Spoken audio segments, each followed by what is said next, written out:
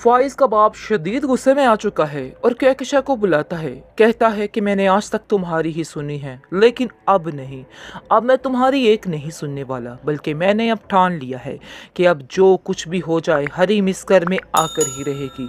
मैं खुद जाऊंगा फ़ाइज़ के साथ और जाकर हरीम को मना कर लेकर आऊँगा। जो कुछ हुआ सो हुआ, लेकिन मुझे यकीन है इस चीज़ का कि जो कुछ हुआ वो सब इल्ज़ामात थे हरीम पर। हरीम को मैंने बहुत अच्छे तरीके से पहचान लिया है। वो ऐसा कुछ भी नहीं कर सकती जिससे किसी को तकलीफ़ पहुँचे। ये सारा किया दरा आप लोगों का है, बल्कि तुम्हारा है। तुमने मिलकर नासिर के साथ ये सब कुछ किया है। मुझे इस चीज़ का अंदाज़ा हो चुका है, क्योंकि कई दफ़ा तुम उसके साथ मिलती जुलती थी, तो मुझे इस चीज़ का अंदाज़ा नहीं था, लेकिन अब मुझे यकीन हो चुका है। मैं जैसे ही उसकी ये हालत देखती हूँ तो मुझे बिल्कुल पक्का पता चल जाता है कि कोई ना कोई गड़बड़ ज़रूर है। उसने भी कुछ ऐसा जुर्म किया है जो नाकाबिले माफ़ी है, जो उसको ये सज़ा मिल रही है। वो ज़िंदगी में इतनी कठिन ज़िंदगी गुजार रहा है, तो आगे जाके उसका क्या हाल होने वाला है। और तुम फिर भी उसको देख कर भी सबक हासिल नहीं कर रही, फिर भी वैसे की वैसे उसी बातों पे अटकी हुई हो। अब तो तुम्हें इन बातों पे यकीन करना चाहिए और मान लेना चाहिए कि तुम जो सोच रही हो, जो कर रही हो, बिल्कुल गलत कर रही हो। ऐसा करना तुम्हें ज़ेब नहीं देता है। तुम्हें ऐसा नहीं करना चाहिए, बल्कि दिल से सारी खबासतें, सारी बातें निकाल देनी चाहिए और अपनी ज़िंदगी को आगे की तरफ बढ़ाना चाहिए। और ज़िंदगी आगे तुम्हारी तभी बढ़ सकती है जब तुम सच्चे दिल से इस बात को कबूल कर लोगे कि तुमने जो कुछ किया है, तुमने बहुत से गुनाह किए हैं और तुम्हें ऐसा नहीं करना चाहिए था, लेकिन तुम्हें शायद अभी भी इस चीज़ का अंदाज़ा नहीं हो रहा, बल्कि वही की वही तुम्हारी सुई अटकी हुई है और इस सुई को अटकने में तुम्हारा दिमाग जो है काम ही नहीं कर रहा। तुम्हें ऐसा बिल्कुल भी नहीं करना और ना ही ऐसा सोचना है। अभी भी अपनी ज़िंदगी को अच्छे तरीके से शुरू कर सकती हो।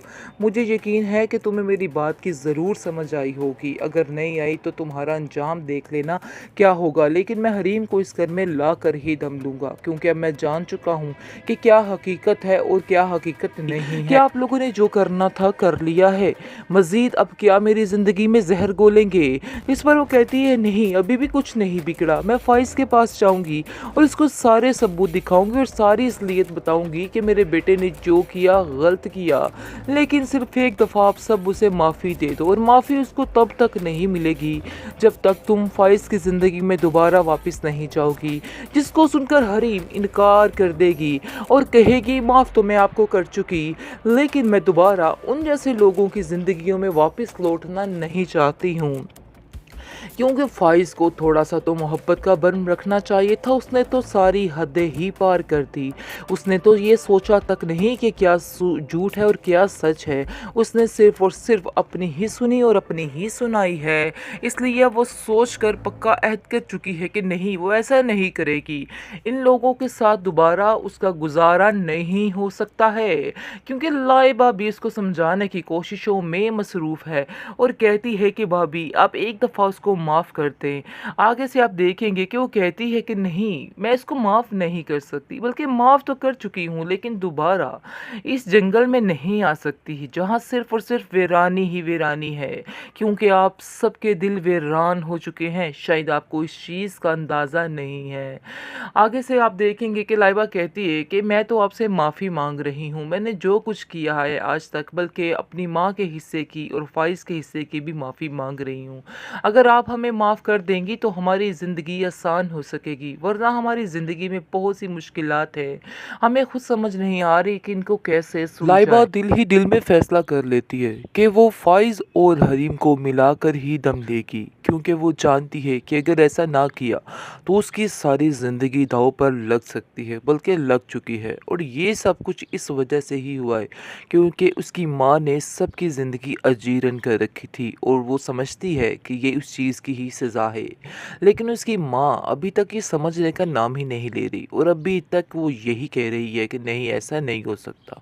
कभी भी हरीम और फ़ाइज़ एक नहीं हो सकते। ये ज़िद उसने ठान के रख ली है। अगर अब देखेंगे कि लाइबा जो है जैसा कि कहती है हरीम को कि मैं यही चाहती हूँ, लेकिन हरीम कहती है कि मैंने सब कुछ अपने खुदा पे छोड़ दिया है। मुझे किसी बात से कोई कर्ज़, कोई लेना देना नहीं है। मैं नहीं जानती कि क्या होने वाला है, लेकिन जो होगा होगा बेहतर ही होगा। वो उसको ऐसा कह के बंद कर देती है फ़ोन, लेकिन वो बार-बार वकास जो है कॉल करके हरीम को परेशान कर रहा है और उसको कहता है कि मेरी लाइबा से बात करवाओ, मैं लाइबा से माफ़ी माँगना चाहता हूँ। इसको सुनकर वो कहती है कि हाँ, मैं तुम्हारी बात तो करवा दूँ, लेकिन ऐसा ना हो कल को फिर तुम उसका दिल तोड़ो और यहाँ से चले जाओ।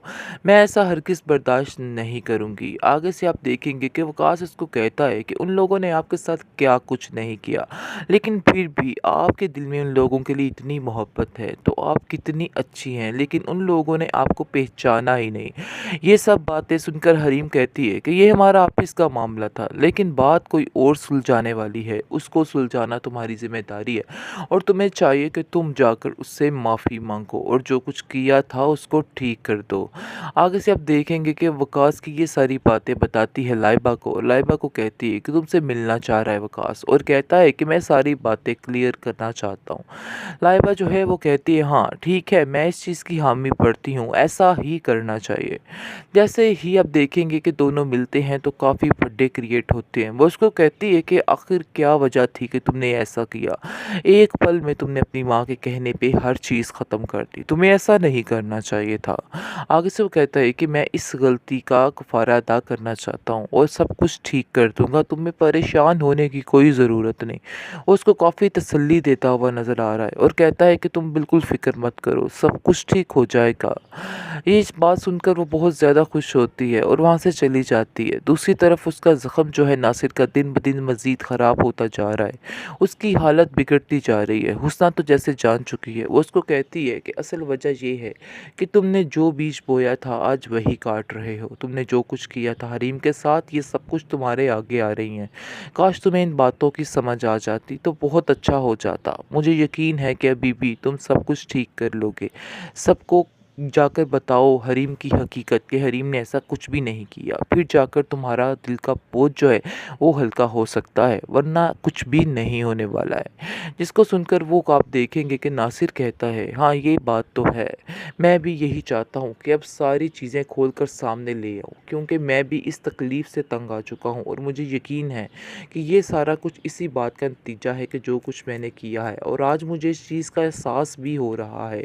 मैं जाकर सारी बात बताऊँगा, चाहे जो मर्ज़ी हो जाए। अपनी जान पर खेल कर ये सब कुछ बता दूँगा। आगे से उसना बहुत खुश होती है और कहती है हाँ तुम्हें ऐसा ही करना है। क्योंकि वो अब चाहती है कि ये सारे जो उसपे स्यापे पड़ चुके हैं वो ख़त्म हो जाएँ। वो भी तंग आ चुकी है इन लोगों से। क्योंकि जब की वो आई है इस घर में उसको सिर्फ़ और सिर्फ़ तकलीफ़ें ही मिली है। तकलीफ़ों के अलावा उस लड़की ने कुछ भी यहाँ पे नहीं झेला है। इसलिए वो चाहती है कि बस ये इंसान भी माफ़ी माँग ले ताकि इसको भी कोई सुकून की मौत आ सके। ये बात वो उसको बार-बार समझाने की कोशिश भी कर रही है।